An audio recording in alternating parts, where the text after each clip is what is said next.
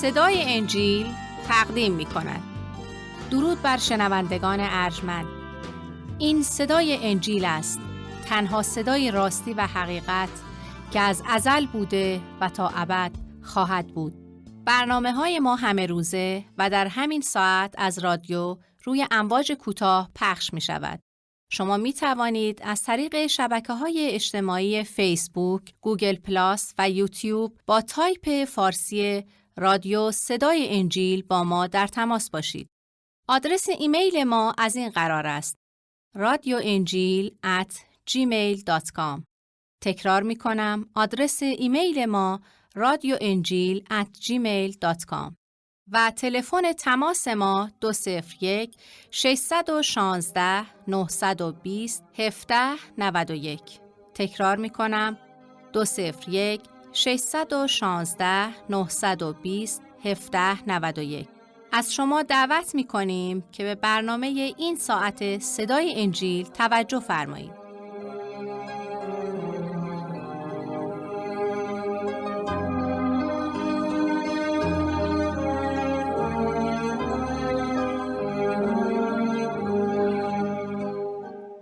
ای خداوند، وعده‌های تو چه عظیم است، بهر ثنا و حمد تو نور یقین است. ای خالق کل هستی، اینک به درگاهت می آییم و با دعا و شکرگزاری تو را می خوانیم. جان ما را ای خداوند مقدس بگردان تا از روحت پر شویم و نامت را جلال دهیم. تو تنها شایسته پرستش هستی ای مهربان، زیرا تو تنها خدا و منجی مایی. خداوندا، اکنون که به درگاهت می آییم ما را فهم و حکمت عطا کن تا تو را بهتر بشناسیم. این دعا را به نام منجی عزیز زنده بشریت عیسی مسیح کلمه تو می طلبیم. آمین.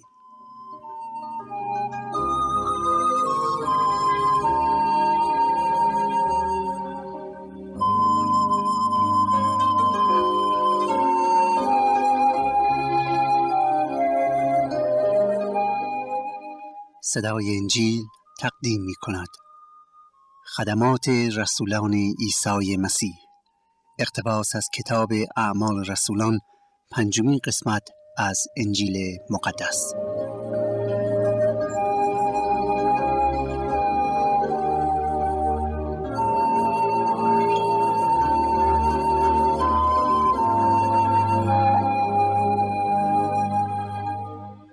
تشنگان حق و عاشقان محبت و راهیان عدالت، درود بر شما.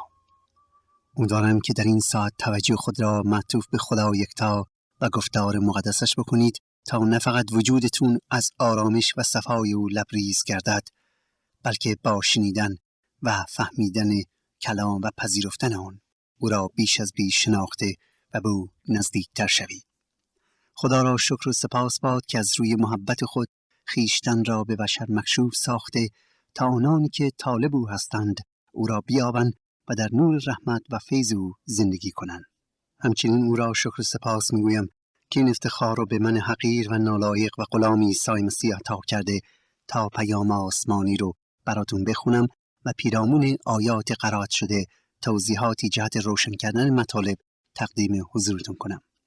همونطور که واقف هستید، هدف ما از این برنامه‌ها اینی که در طول 5 سال تمام آیات کتاب مقدس را برای شما عزیزان بخوانیم و معنی آیات را تا آنجا که میسر است برای شما بیان کنیم، تا بدین وسیله مخصوصاً شما که از داشتن کلام خدا محرومید و یا از مطالب آن اطلاعی ندارید، از قدرت و محبت و فیض خدا آگاه کنیم و نجات و رستگاری را که او برای ما مهیا کرده است را به سمع شما رسانیده و شما با ایمان آوردن آن را نصیب خود سازید.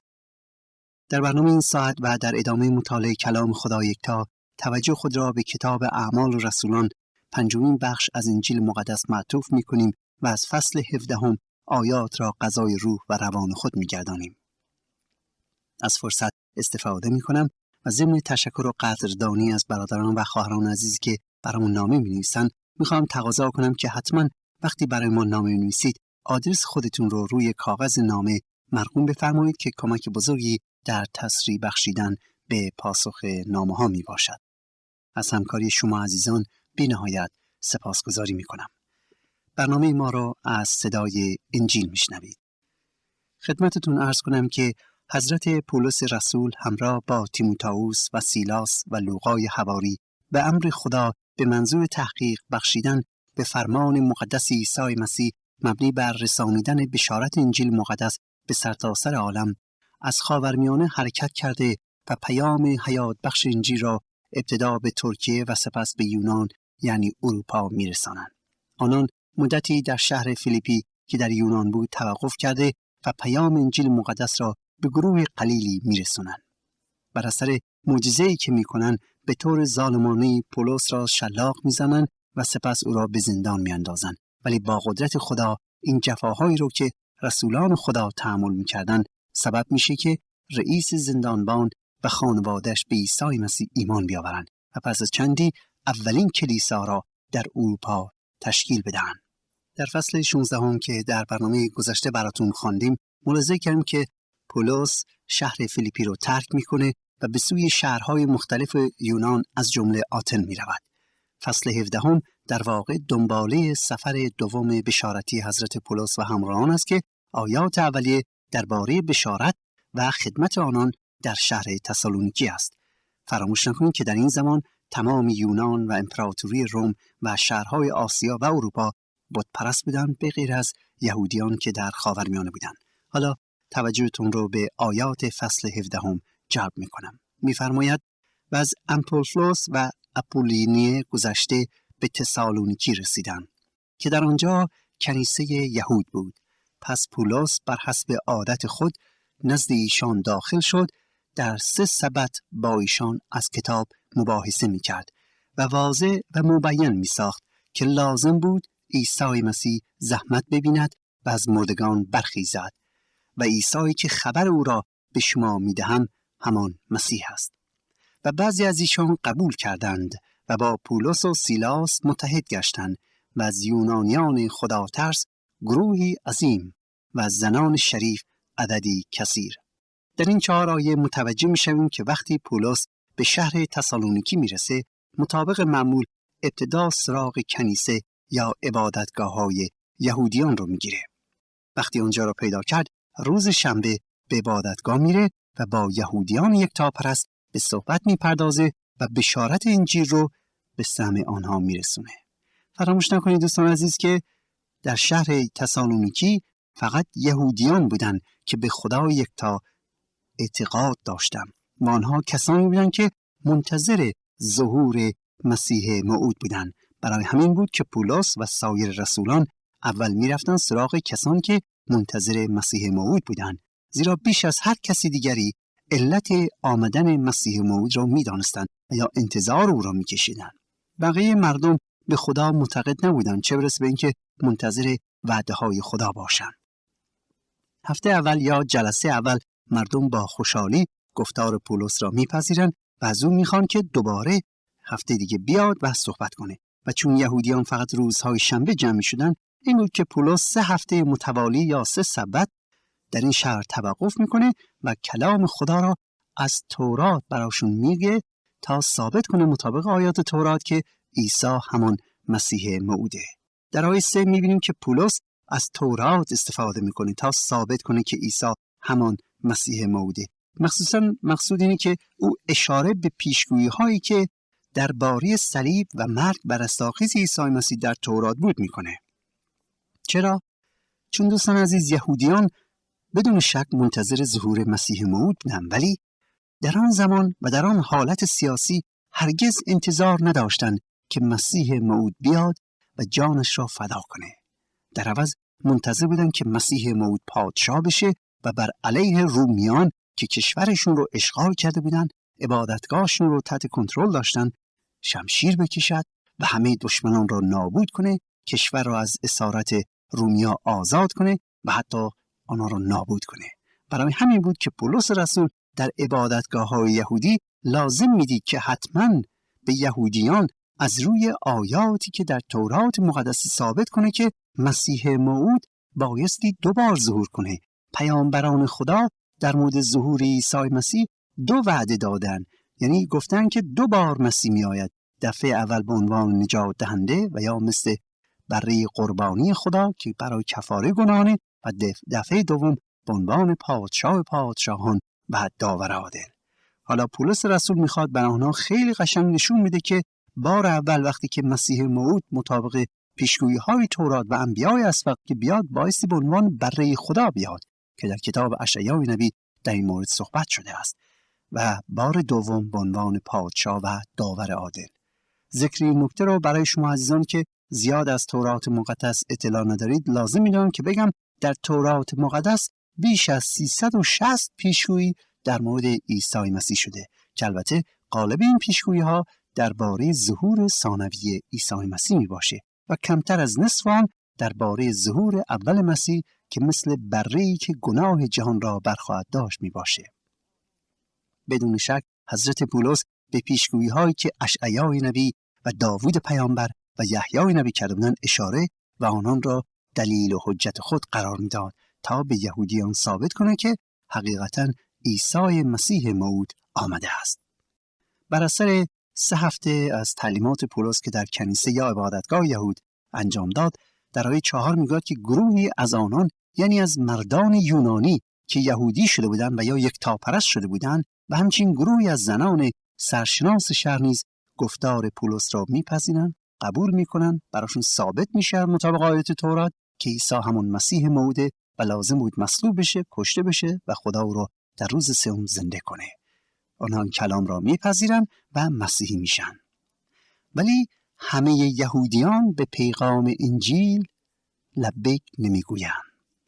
به پیام انجیل تسلیم نمیشوند. در عوض نه فقط مخالف دعوت پولس میشن بلکه به خاطر تعصب و به خاطر غیرتی که داشتن بر علیه تعالیم پولس قیام میکنن و نه فقط آن بلکه مردم شهر را به شورش وامی دارن تا پولس را تنبیه کنند. عجیب اینجاست که آنانی که ادعای یکتاپرستی و خداشناسی می‌کردند، آنانی که خود را مذهبی می‌دانستند، آنانی که در میان بت پرستان میبایستی خدا یکتا را توسط اعمال و گفتار و زندگیشون به مردم بشناسانند، این افراد به جای اینکه روح آرامش الهی رو داشته باشند، دست همکاری به بت پرستان میدن و بر علیه مردان خدا قیام میکنن. به آیات 5 الی 10 توجه فرمایید. میگوید اما یهودیان بی ایمان حسد برده چند نفر اشرار از بازاریه ها را برداشته، خلق را جمع کرده، شهر را به شورش درآوردند و به خانه یاسون تاخته خواستند ایشان را در میان مردم ببرند و چون ایشان را نیافتند یاسون و چند برادر را نزد حکام شهر کشیدند و ندا می‌کردند که آنانی که ربع مسکون را شورانیده اند حال به اینجا نیز آمدند و یاسون نیز ایشان را پذیرفته است و همه اینها برخلاف احکام قیصر عمل می‌کنند و قایل بر این هستند که بله پادشاه دیگر هست یعنی عیسی. پس خلق و حکام شهر از شنیدن این سخنان مضطرب ساختند و از یاسون و دیگران کفالت گرفته ایشان را رها کردند و برادران بیدرنگ در شب پولس و سیلاس را به سوی بیریه روانه نمودند. حالا مقصود از یهودیان بی ایمان یعنی کسانی که به گفتار رسولان خدا ایمان نیاوردند و یا مسیحی نشدند. این افرادی که بسیار متعصب بودند عده‌ای از ولگردهای کوچه و بازار را جمع می‌کنند و شلوغ می‌کنند و آشوب برپا می‌اندازند. بعد هم به خانه یاسون هجوم می‌برند و وقتی پولس و سیلاس را در اونجا پیدا نمی‌کنند خود یاسون و با چند نفر مسیحی دیگر رو دستگیر می‌کنند و آنها را نزد حکام شهر می‌آورند. دوستان ببینید در اینجا تعصب هست. وقتی تعصب باشه عدالت و انصاف وجود نداره و راستی و حقیقت نیز محو می‌گردد. در اینجا می‌بینیم که آنان شهادت دروغ بر علیه مسیحیان می‌گویند و برای اینکه حرف خودشون رو روی کرسی بنشانند و عقده خود را خالی کنند دروغ‌های سیاسی به آنها نسبت می‌دهند و آنان را خائن به مملکت معرفی می‌کنند. و ای عزیزان می‌دونید که امروز نیز در بعضی از کشورها مخصوصاً کشورهای خاورمیانه چقدر به دروغ این تهمت‌ها را به مردم به طور ناحق می‌زنند و چقدر خونها به خاطر شهادت دروغ مردم ریخته می‌شود. خود ماها نیز شاهد هستیم که کسی رو می‌بینیم از فلان شخص عقده داره میره و اعلام میکنه که این شخص ضد دولتیه و یا ضد سیاست حرف میزنه، ضد فلانیه، و بعد مردم میان و مامورین میان و آنها را دستگیر میکنن و میرن زندان و خدا میدونه عاقبت اون چی میشه. این شهادت دروغ دادن را دوستان خداوند شدیداً محکوم کرده. در 10 فرمان، یکی از 10 فرمانی که داده همینه که شهادت دروغ مده. خدا از شهادت دروغ دادن شدیداً متنفر است. حالا با اینکه این همه دروغ به طور ناحق به پولس و سیلاس میزنن، ولی خدا که خدای عادل است، پولس و سیلاس را از دست این افرادی که شهادت دروغ میدن و تعصب چشای اونها رو گرفته کور کرده و نمیتونن حقیقت رو تحمل کنن نجات میده و آنها به شهر بیریه میروند. دوستان عزیز، شاید اگر من و شما جای این رسولان خدا بودیم، وقتی با ترس و مشکلات و زحمت روبرو میشدیم، وقتی سنگسار میشدیم، شاید از رساندن بشارت انجیل دست میکشیدیم. ولی عشق مسیح، عشق حقیقت و مطیع بودن به او آنچنان بود، ستون حقیقت در ایمانشون آنقدر قوی بود که هیچ چیزی، نه فقر، نه زحمت، نه جفا، نه ناامیدی، نه یأس، نه مرگ، هیچ چیزی نمیتوانست آنان را از محبت مسیح جدا کنه. هیچ چیزی نمیتوانست ستون حقیقت ایمانشون رو متزلزل کنه. آنها میدانستن که حقیقت رو داره. پولس خودش با چشمانش عیسی مسیح زنده رو دیده بود. همچنین سیلاس هم. برای همین بود که وقتی پولس و سیلاس به بیریه میرسن، نمیرن خودشون رو پنهان کنن، بلکه یک راست دوباره به عبادتگاه یهودیان میرن و اولین کاری که میکنن بشارت انجیل رو به سمع آنان میرسن. یکی نبود که بهشون بابا جون شما در همون شهر داشتن میکشتنتون، چرا حالا اومدید اینجا بشارت بدید؟ لااقل تأمل کنید، مثلا سر و صدا بخوره بعد بشارت بدید. ولی پولس و سیلاس با قدرت خدا مستقیما میرن عبادتگاه و کلام خدا را به آنجا اعلام میکنن. آیه 10 میگوید وقتی آنها به بیریه رسیدند، به عبادتگاه یهودیان رفتند تا پیغام خدا را به آنان برسونند. از آیه 11 براتون میخونم. میفرماید و اهالی بیریه از مردم تسالونیکی روشن فکرتر بودند، یعنی تعصب زیادی نداشتند و با اشتیاق به پیغام آنها گوش دادند و هر روز کتاب آسمانی را با دقت میخواندند تا ببینند که گفته های پولس و سیلاس مطابق کلام خدا هست یا نه، و به این ترتیب عده زیادی از آنان با گروهی از زنان سرشناس یهودی و دسته از مردان ایمان آوردند. دوستان، خداپرستان شهر بیریه وقتی پیغام پولس و سیلاس را شنیدند، چشم بسته آن را نپذیرفتند و یا بدون شنیدن قضاوت نکردند، بلکه افراد فهمیده بودند، انسان عاقلی بودند. وقتی دیدن که پولس و سیلاس از کلام خدا دلیل و حجت میآورند، از کلام خدا صحبت میکنن، منتها درباره چیزی که تا حالا نشنیده بودن حاضر بشن که بشنون و بعد تحقیق کنن. خودشون رفتن و گفته های رسولان را با آیات تورات مطابقت دادن. این نبود که چشم بسته بیان مسیحی شدن، بلکه خودشون رفتن تحقیق کردن و آنانی که قانع شدند، آنانی که به نتیجه رسیدند دیدن که هر گفتار رسول درسته، مسیحی شدند. ولی همه قانع نشدند. و دوستان عزیز، در اینجا یک مطلبی است مخصوصا برای من و شما که طالبین هستیم که همیشه در حقیقت باشید. شما که حقجو هستید، شما که میخواید در اراده حق باشید و در راه راستی دائما قدم بردارید، باید عکس العملی مثل این افراد داشته باشید، نه مثل افراد تسالونیکی. خوب یاد دارم که یه روز برای بشارت انجیل به یکی از شهرهای مرکزی ایران رفته بودم. وقتی به شهر رسیدیم با همکارانم با جوان 19 ساله برخورد کردیم. بعد از سلام و احوالپرسی، وقتی فهمید که ما مسیحی هستیم و کتاب انجیل در دست ماست و ما اونو تقدیمش کردیم، گفتیم مایل هستی بخونی؟ میدونی چی گفت؟ بلافاصله گفت ای آقا شما نجسید و کتابهاتونم کتابی انحرافی. ما واقعا شوکه شدیم. این جوان چطور میتونست چنین شهامتی داشته باشه و ما را بلافاصله محکوم کنه، در حالی که اصلا تو عمرش کتاب انجیل رو نخونده بوده و ندیده بوده، نه میدونست که انجیل چی هست و نه میدونست که ما چه پیامی داریم، ولی چشم بسته فوری ما را محکوم کرد. و اتفاقا اون رفت به مسئولین مذهبی هم اطلاع داد و اونا مردم بازار شهر را بر علیه ما شورانیدن و پلیس مجبور شد که ما را از شهر بیرون کنه تا مردم آرام بشن. چرا؟ چون تعصب، جهالت و قضاوت بیجا سبب میشه که مردم از حقیقت محروم باشن. مسیح به ما دستور داده است شما همه چیز رو تحقیق کنید و به آنچه که نیکوست بپیوندید. دوست من، اگر شما به راستی قانع شده باشی با ایمان که حقیقت را دارید، حقیقت را پیدا کردید، هیچ وقت نباید از هیچ تعلیمی ترسی داشته باشید. زیرا وقتی که حقیقت در دست شماست، وقتی که حقیقت میدونی که اینه، برای چه نگران هستی؟ آیا دشمن میتونه حقیقت را نابود کنه؟ خیر، حقیقت از آن خداونده. خدا حقیقت محضه. آیا کسی میتونه بر علیه حقیقت قیام کنه؟ هستن، البته سعی میکنن حقیقت رو نابود کنن، ولی هیچ وقت برنده نمیشن. دوست من، اگر حقیقت در دست شماست، هیچ تعصب، هیچ جهالت نبایستی در شما باشه. ولی اگر چشم بسته به چیزی معتقد هستید، آن وقت بایستی آماده باشی که با حقیقت روبرو بشی، حتی اگر این مشکل و بسیار سخته. واقعا اینه که کسانی تعصب به خرج میدن، جهالتشون رو نشون میدن، غیرتی میشن که هنوز حقیقت رو نفهمیدن و نمیدونن چیه و در حقیقت نیستن. چون کسی که در حقیقت، روح حقیقت به او آرامی و تسلی و اعتماد میدهد. حالا در اینجا می‌بینیم بسیاری از مردم بیریه بر اثر تحقیق و کاوش به عیسی مسیح ایمان می‌آورند. البته خبر به همین جا به سرعت پیچید. این خبر به شهر تسالونیکی، یعنی همون جایی که یهودیان رسولان خدا رو بیرون کرده بودن و بر علیه آن شروع کرده بودن میرسه.